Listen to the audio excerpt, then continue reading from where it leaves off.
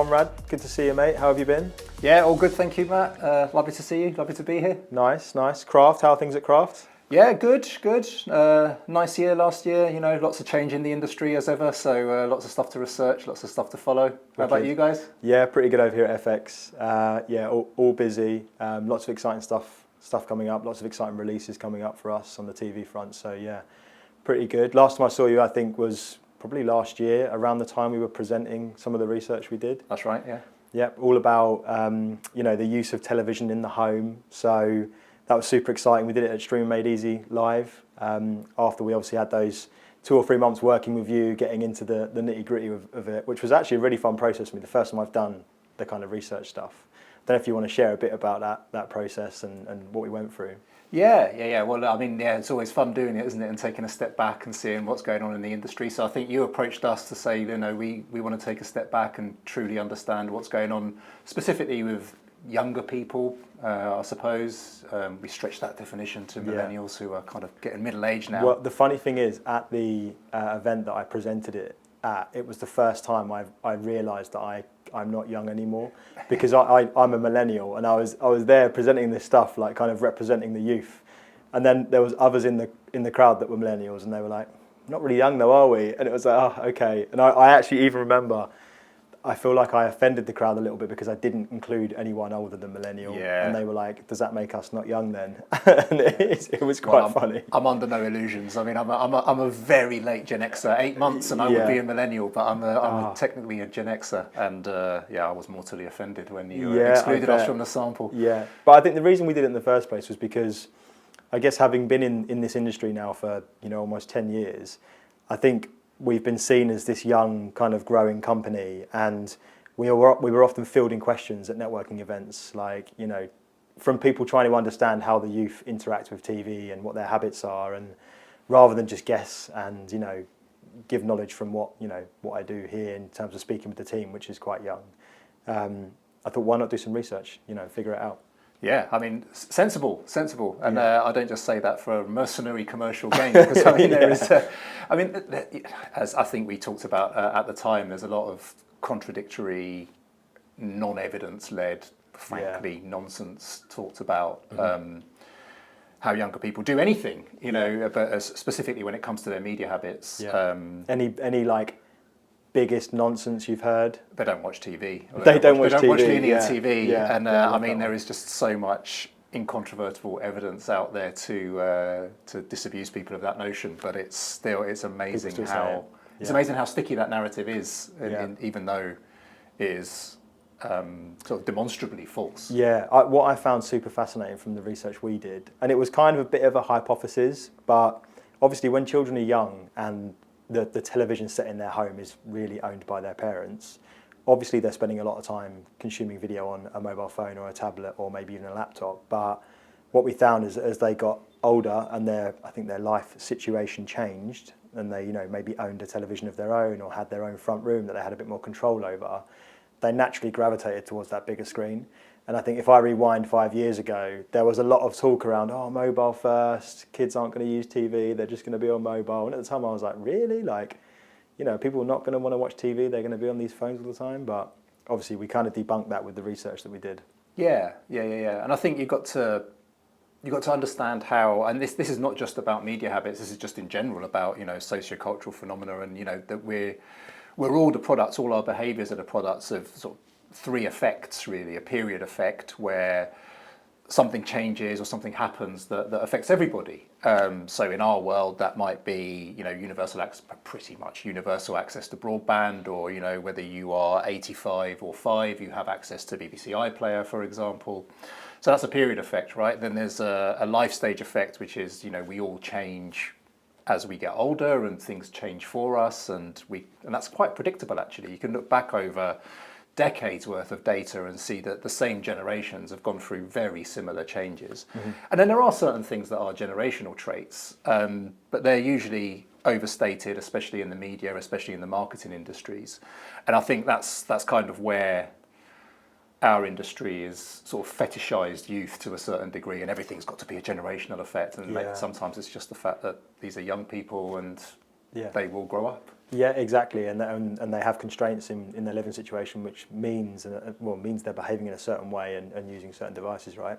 Yeah. I think one of the really interesting things I've heard since we did this research actually was from Freely, and they were talking about how the audiences that are buying their Freely devices and using Freely devices are trending younger rather than older, which is fascinating because you think, to your point, there's this big narrative that younger audiences aren't watching linear TV, but maybe they are if they're buying Freely devices. Yeah, or even if they aren't watching linear, they might be watching as live, same day as live, and that's an increase in trend in general as well. I mean, one of the obvious reasons is for the uptake of Freely is younger people are buying their first TV in their first homes quite often, or are more in the market for buying new TVs. Yeah. And Freely comes installed on the TV. We both work with Freely, and so we did a couple of pieces of work with them last year to show, why people are buying TVs, and sometimes it's not even because of what's installed on it. It's just taken as a given that they will have access to sort of apps and that kind of stuff. Do you think we often speak about the upgrade cycle of these TVs, like how often people go out and purchase them, and people have floated 7 years and 5 years. Do you think that will come down over the years, or do you think we're always going to be in this world where people stick to a TV for a long period of time? Well, I think it's a big investment, isn't it? And so, there are, economic factors. I think we're probably not going to see a vast amount of change, especially not in a world where people's pockets are a bit constrained at the moment. Having said that, we know as well that there are spikes, Olympics, football World Cups. There's a World Cup this year. There's a World Cup coming, so there are going to be TVs flying off the shelves. That's so true, yeah. I don't think I haven't been in like a John Lewis recently, so I haven't seen all the promo yet, but I'm sure it's there. Yeah. It'll be buy your new TV for the World Cup. Yeah, well, and if it's not there yet, it will be coming and people will do it. Yeah, yeah. Did you catch anything from CES? I was trying to look in the periphery and see what was going on. There was a lot of AI on TV, which excites me a little bit, to be honest with you. But I don't know if you saw anything from the offshoots of CES. Yeah, I mean, yes. Again, you can't have a conversation these days without it being about AI, and there's some quite interesting stuff coming out around algorithmic recommendation and what AI can do there. One of the interesting things I think around CES was not actually from CES, but around the narrative of CES about YouTube now being TV, and and at least in the US, YouTube overtaking TV by certain measures, and it's interesting. Was there not I think Barb started recently tracking YouTube data, right? And it come back that it was primarily children's television. Yes. Yeah. Or primarily children's content, and you can actually see some of that, with Miss Rachel being brought onto Netflix. You haven't got kids, have you, Matt? So you probably don't know who Miss Rachel is. No. Sadly, I'm far too aware of who Miss Rachel is. But you know what I watched on Netflix recently, and I didn't choose to watch this. I think someone in the household was watching it, and I just sat down and watched it with them. Which, interestingly, is part of our research, and compromise on what you're watching is often something that happens. Yeah. But I was watching on Netflix a program, I think it was called Is It Cake? Again, very familiar. My daughter loves it. Okay, and I was watching it, and it was the first time I was watching content on Netflix that I felt belonged on YouTube. Yeah. And I was like, this is fascinating how Netflix are changing what they're green lighting based on the growth of YouTube, I guess. Yeah, and we found that in our work. Especially with Channel 4, actually, we've done a lot of work with them around helping them with Channel 4.0 and actually branching out more into social and digital environments. And we call those the codes and conventions of making TV, and they are changing, especially with young audiences, because they are growing up. And this is something that we don't know whether this will be generational or life stage, because we haven't got a crystal ball. No one knows, and anyone who tells you otherwise is lying. Unless they've got a crystal ball, in which case I'd like access to it. How TV is made has always changed. If you watch a TV program from the 60s or 70s or 80s, it looks very dated, and that's because the art form has changed, and it is continuing to change because of the influence of YouTube, because of the influence of YouTubers, and because of the influence of digital media. So even if you take something like Fleabag, it's no surprise that a young millennial woman at the time broke one of the conventions of TV and broke the fourth wall and started speaking directly to the camera. Now that happened at about the same time as we were seeing video-based social media really take off and people talking to the camera directly. And so, although it felt groundbreaking for TV at the time, it didn't feel weird to its target audience of young people, and specifically young women. Yeah, super fascinating. What do you think all these shifts mean for here in the UK, our local broadcasters like the BBC, Channel 4, ITV? Obviously, there's a lot of change going on across all those businesses at the moment. Yeah, there's a lot of change, but I think, as you know, I've been doing this 20 plus years now, and there's a lot of stuff that doesn't change. And I think you referenced some research that's been done on behalf of Freely by Oliver and Olbaum, and it's remarkable how some of the things that are in that report, some of their findings echo a lot of what we're finding, but also what we have found over the past 20 years. So some things remain very, very stable, actually. What, as an example, what are those things? Well, the primacy and the prominence of UK-based broadcasters for certain jobs, in certain circumstances. Now, there's no doubt that viewing to linear TV is going down, and there are more players in the market, literally and figuratively. So viewing is becoming more fragmented, but actually sort of UK TV is remarkably resilient. And it's remarkably resilient for several reasons, actually. Firstly, it represents our lives here in the UK in a way that even some of the streaming platforms do not do or struggle to do as well. Secondly, TV is still a cultural phenomenon. Yeah, Gavin and Stacey Christmas special. Great example, right? Exactly that. And I think we talked about, didn't we, when we were doing this research about me moments and we moments, which is a very simplistic way of breaking down why we might want to watch TV. But, social media, digital media, algorithms, highly personalised, it's all about me. It's all about targeting you as an individual. And that's fantastic, for your hobbies, for your particular interests. But we're not just me beings, we're social animals, right? We're we beings. And still, TV and nationally based TV does a remarkable job of representing us and connecting us culturally. Traitors, obviously, you can't have a chat about TV in 2026. You know what? Traitors. This was the first year I got into Traitors, and I loved it. I really did enjoy it. It was great TV. Great TV. Why did you get into it? Because someone I knew, a friend I think, was watching the celebrity version, and I watched the final, and I was in stitches because I think it was Alan Carr, was it, that won that? And just the way he went about winning it, how it was revealed, it was hilarious. And I was like, okay, I'll give that a go. And I think that one of the points I mentioned in the presentation I gave at Stream Made Easy Live was that often when you're choosing something to watch, you're in a household, and there are other people you're with that you need to agree with on what you're watching, right? And I mentioned this, that me and my girlfriend have different tastes in television, really. Like, I would like to watch probably long, episodic, series-based content. She loves reality TV, things like Housewives of New York, for example. And we often have to have this discussion where we kind of agree on the middle ground and what we're like, looking forward to watch with one another. Sometimes I'll every now and then ease into the reality TV stuff because it is a bit of a guilty pleasure. I've started watching Vanderpump Rules, and that program's hilarious. But Traitors was one of those programs that we both said, oh, let's give this a go, let's watch that. And then it became a bit of a ritual for us watching that. So that's why I got into it.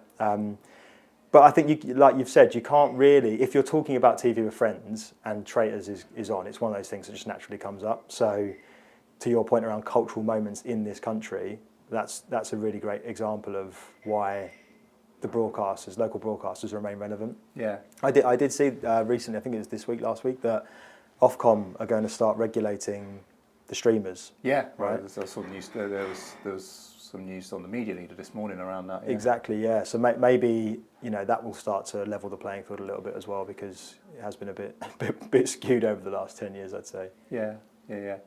It's interesting there because you've come up with a couple of we moments, right? There's I want to be part of the conversation, you know, like I know that that this is happening around me, even if I'm not watching it. But also, there's a we moment in your household. Yeah. But the funny thing was, so I don't use TikTok, but my girlfriend does, and she was like getting all this content from around the edges of Traitors, and it was like stuff on like rumors on who's in there that, you know, are actually married, or, you know, people that know each other, and it was just fascinating to see a glimpse into the world of like just how much conversation it generates, like programs like that. Yeah, you asked, you know, I didn't answer your question, did I? Because you asked me what's changing, and I told you what's staying the same. But that is one thing that is, you know, changing. And I remember again back when I was starting out, a long time ago now, you know, Web 2.0 was kind of an idea, or just starting to become, you know, a reality. And you now see that it's kind of reached its maturity. And at the time, we used to talk about 360-degree content ecosystems. And that is now very much a reality. And that is something that the broadcasters are having to and are responding to, the fact that their content doesn't just live on the TV screen. It's not just TV content. It is going to be clipped. It is going to be stitched. There are going to be duets, and you need to embrace that. It's marketing, but also these are ways of getting your content directly in front of especially younger audiences, which is what the focus of our research was. For sure, and I think that plays into like a belief I have in the future, which is that you can't just go on any one of those platforms. It's like fragmented, and you have to be across all of them to get the maximum reach. There's been a lot of conversation, or was over the last 6 months to a year, about YouTube cannibalizing potentially D2C offerings of, like, you know, broadcasters like Channel 4, for example. And the research and testing they've done has kind of shown that actually it's a different audience on YouTube. So they're able to reinforce their D2C offering by dripping content out on YouTube. You can't just have a D2C platform and, you know, push some marketing and hope that works. It's way bigger than that now. Yeah, and they're more than marketing platforms, and it goes back to those codes and conventions. You know, the way that you use Instagram, the way that you use YouTube, the way that you use broadcast TV. You know, that they're all different. They require different kinds of content, and what you're trying to do is kind of as a media owner, you're trying to, you know, take as much of that pie as you can by using each of those channels judiciously. And I think they have learnt that over the past probably decade or so, that it's not just enough to put your TV content on YouTube, for example. It's not going to fly, because people are on YouTube for different reasons and expecting different things. Actually, it kind of leads me on to some of the research that we did about recommendations algorithms and where people find their recommendations. And another interesting thing that I found was that I think we asked millennials and Gen Zs to vote on which methods they use to find content. And for Gen Z, it was social was number one, like, you know, TikTok, Instagram, that kind of stuff was their main primary source of finding new content. And for millennials, it was word of mouth through friends. Neither of them had recommendations algorithms in there, maybe even not in their top three. I'd have to double check that, but it was definitely not their top. And it always amazes me how much time and energy companies put into optimizing personalization and all that stuff on device, when in reality, if you just focused your efforts on, you know, an investment on driving conversation and, you know, whatnot on social, that would probably help. Yeah, I think that's right. I mean, it's not an either or case, right? Those things aren't mutually exclusive, and it's got to be said, word of mouth was high for Gen Z as well, right? Yeah. And there are very good reasons for this, and they're based in our deep psychology, right? So it's a concept called social proof, or put very simply, everybody else is doing it, so why don't we? And we like to think we are all individuals, and you know, we all have total agency, which we do to a degree, but we are social animals, and we do stuff because other people tell us it's good, or even they show us it's good implicitly, and that isn't going away anytime soon. And if you look at the most successful streaming platforms, they use a mix of algorithmic recommendation and social proof. So if you think about top 10 or trending, or, you know, true. Those are social proof. Yeah, trending in your region on Netflix is a great one. Right? Exactly. Because you see it and you're like, okay, what's everyone else watching in the UK? Yeah. Because I guess Netflix there are trying to tap into that cultural conversation, right? And that's what that trending rail's about, and that's why it's so prominent on their home screen, which is obviously expensive real estate. Yeah, exactly. And if you look at their content strategy across the world, over Yeah. the past decade. Again, it's to localize. Yeah, yes, you've got your big sort of global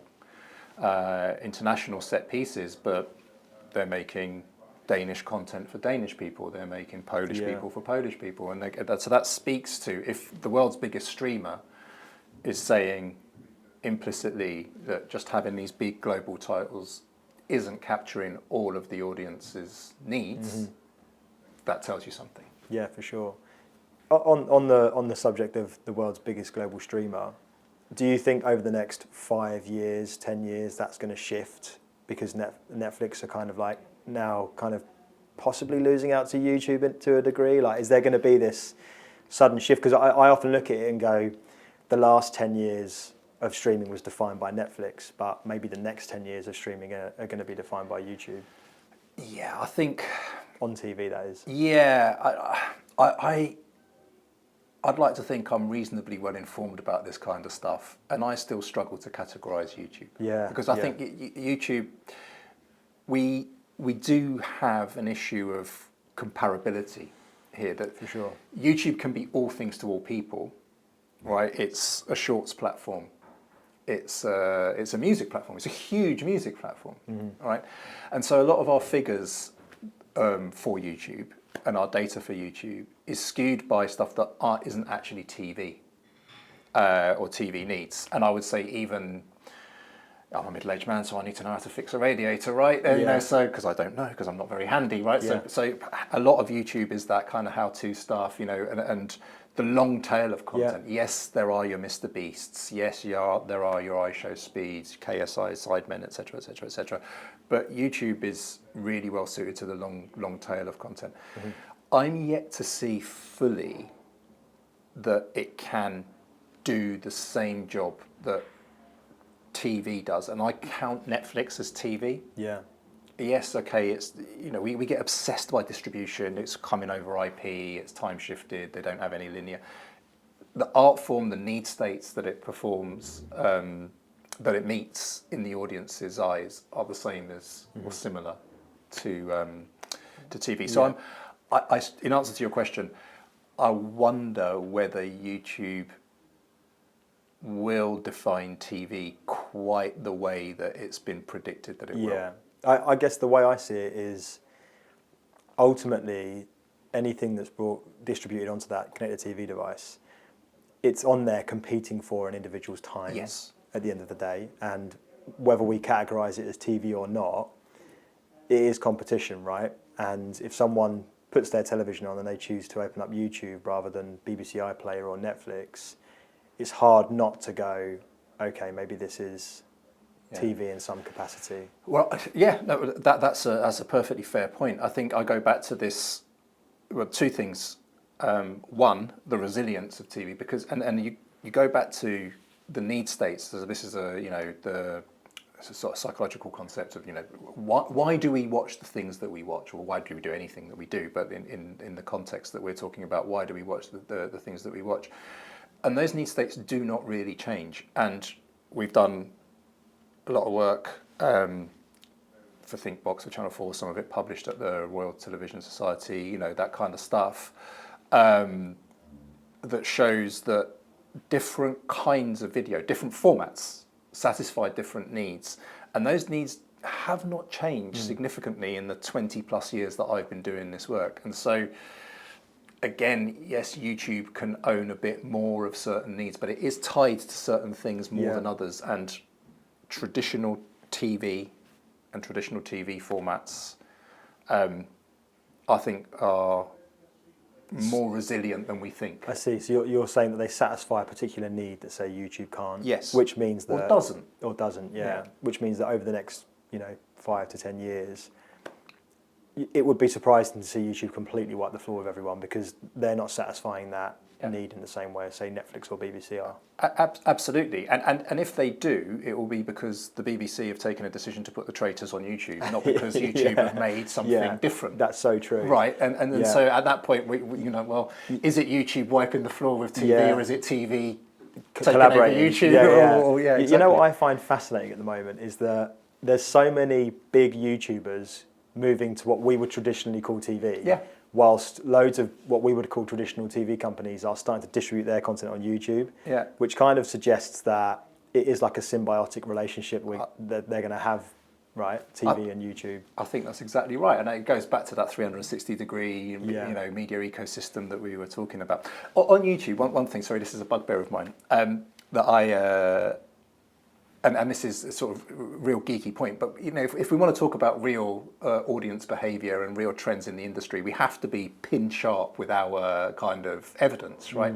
And a lot of the discourse around YouTube taking over TV comes out of the USA, which has got a very different TV ecosystem to us here in the UK and in Western Europe more broadly. We've got the big thing, and actually the same is true of fast channels. Yeah. Now, none of this is to say that it can't work here or they don't work here. It's to say it's different, and to take data from the US and extrapolate it to here is just incorrect. Well, I think that, you know, YouTube also have a vested interest in saying things like this because ultimately, and I might be wrong in saying this, but I think advertising revenues have a lot to do with this. Of course. And when it comes to the big screen, typically the revenues on advertising there are bigger in terms of like, you know, paper. It's premium real estate, right? It's premium real estate. So I guess YouTube are trying to sell ads on their platform, and the narrative of YouTube's dominating TV is probably helping their salespeople a lot in those scenarios, right? Well, yeah, exactly, and this is not just a YouTube phenomenon. This is all media. I know because you know, I work in media research, and all media are constantly trying to prove the efficacy and the value of their specific platform, even their medium. And that's perfectly legitimate and fine, but we just have to have a think exactly as you've outlined there, as to who's saying what and why. And this is why these kind of joint industry currencies like Barb, Nielsen, whatever, they might be flawed, but at least they're unbiased. And you know what? When I think about it, I think the first time I ever read online this was that YouTube was now TV. I think it was a YouTube blog. Written by management in YouTube, I can't remember who specifically, but knowing that, you think, and knowing how big YouTube Alphabet are, like they can really set and control that narrative. So them coming out and saying we're now TV, and then consequently pushing the application more on TV, and then arguably selling more ads, there's probably a bit of a marketing effort there from them to achieve what they've done. And to your point, in this market, when we've then gone to measure it with more fact-based, evidence-based forms, I don't think it was quite like that. I think I remember being at I can't remember the conference, but it was Barb talking about the measurement they did with YouTube, and they were like, well, it's not the same here in the UK. Like YouTube isn't, you know, the biggest share of eyeballs, basically, is what they were saying. So to your point, I think we really need these measurement systems, because otherwise the narrative will be controlled by big corporates. Yeah, and it is freely out there. I mean, the Barb released their What We Watch. I think it's called What We Watch. Should know. I read it. 2025, and it's all there. It's freely publicly available. It's a Google or a ChatGPT, if that's your thing, away, and it's nuanced. And I think that's the other thing, right? Is that we kind of quite quickly get into what we call false binaries. TV is winning, YouTube is winning. It's actually far more nuanced than that. It's probably not, in the audience mind, it's not about winning. That's a very industry, who's winning more money from advertising. You know, the audience do not see it that way. I find it so interesting how much our industry focuses on the technology and the means of distribution than the actual content. No one knows what IPTV is apart from the industry. We sell it like it's a feature. But the individual doesn't care if that television's coming down through IPTV or through broadcast. They really don't care. Obviously, we in the industry do, because there's new monetization opportunities and new analytics opportunities. But trying to sell that as a feature into the consumer is like, no, they don't care. Funnily enough, we did a piece of work towards the end of last year. It was starting to imagine what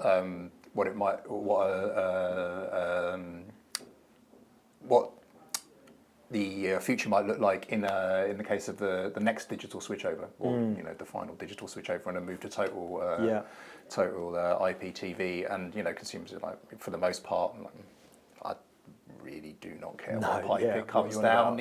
Can I still watch my programs? Exactly right. And I think this is the joy of this is the privilege that I get to do. It's not just numbers and surveys. I've spent 20 years weirdly going into people's homes and sitting on their sofas and installing cameras in Gogglebox style in there, and actually watching how and why people watch TV. And I think that's something that quite often is lost in the measurement side of it, and also in the industry distribution, if you want, supply side debates. We forget about the demand side, which is why are people doing this? And it's kind of to hear good stories, to unwind, to connect with their partners, to have a bit of alone time, to feel part of something bigger, all these sorts of things. And they feel a bit ethereal, these reasons, but they are the reasons. They are the fundamental human reasons why people watch something. Super interesting. I think, just thinking about the Freely kind of proposition. I'm a massive believer in Freely, by the way. I think it's an awesome product, and I'm super excited for its future. And I'm not saying that just because we work with them, by the way. I actually do believe that. I bought a Hisense TV as soon as Freely came out because I wanted to experience it, and there was just comfort in the EPG. I don't know how to explain it, but being able to just get in and just hit the EPG guide button and just pick something and just off it goes is quite reassuring. And I guess that's the void that Fast was trying to fill, or is still trying to fill, or does fill potentially in America, right? Because maybe it's not like it is here. But I think if you're a user that already has a television that's broadcast and you're getting an EPG and you're getting your linear channels, what extra functionality is IPTV giving you, really? That doesn't appeal to you. Whereas if you're someone coming from a smart TV that doesn't have an EPG, and you're moving to Freely, you are getting additional functionality because you're getting an EPG suddenly, which could explain some of the younger audiences taking up Freely as well. It's so interesting that why do you value the EPG so highly? Why do I? You know what? I really enjoy British content, right? And I think things like Four in a Bed, Come Dine With Me, Grand Designs, all this stuff is just it really appeals to me. I guess it's because it's our local market, and it's interesting to see how other people live, and Grand Designs in particular. It's great to see these other locations in this country and what people are building. And I think hitting that EPG button, it just gives you a limited choice of content that is specific to our region, and it's kind of an easy we can jump into that. A lot of the time, the content I choose is content that's easy to jump into. I wouldn't pick a Line of Duty and just jump in halfway through that, but I'd pick I'd jump in halfway through Come Dine With Me, for example. So your answer there sort of illustrates many of the things that we've seen that do not change over time. We've got these two different.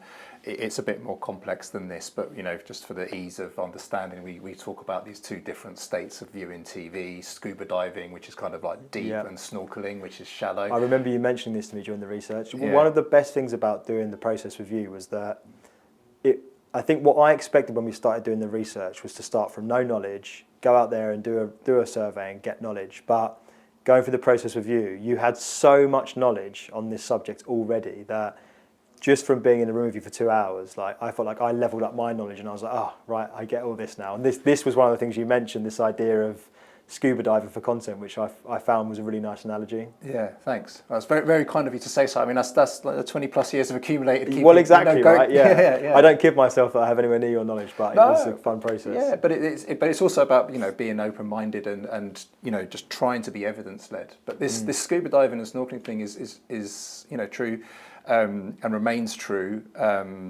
despite the fact that we have Yellowstones or Squid Game, all this amazing content, So the concept is, when you come to a piece of content, your choice is based on whether you want to go deep into a particular program, or you're more shallow, kind of watching easier stuff, I guess. Exactly that. And then the reason it's scuba diving is because anyone who does dive is that you generally cannot go down to 6 meters, 12 meters, 30 meters immediately. You need to kind of get into that. Yeah. And so, I mean, this is less true now than it once was, but the analogy still holds, and still to a certain degree, is that when we were tracking people's viewing over an evening, they might only snorkel, so they might just stay on the surface and just watch shallow stuff, you Yeah. know, which is not to mean shallow content, it's worthless content. It's performing a very important set of jobs. Yeah. Unwind, relax, wash over me. Yeah.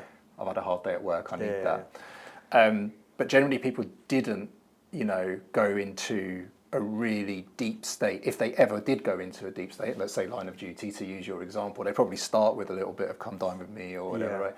And if you look at that, what I've just described to you is the TV schedule. Mm-hmm. Yeah. And so this is a truth that still holds true over, despite the fact that we have decoupled ourselves from the linear schedule in terms of our viewing habits to a degree, actually our psychological need to ease ourselves in gently Still holds exists. to a certain degree. Yeah.